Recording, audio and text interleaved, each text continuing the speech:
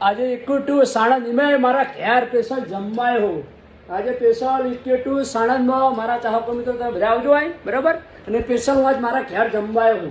બરાબર ને ભાઈ મારા ઘેર આજ ભોજન કરવાનું હોય ઇક્વિટી સાણંદ સબરી હોટલ આગળ મારું ઘર છે સ્પેશિયલ હું જમવાય હોય જાય બરાબર ને ભાઈ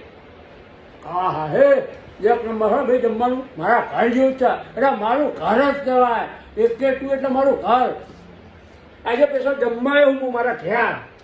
મજા જો ને મારા ઘર કરતા સારું છે ખોટું કેવું યાર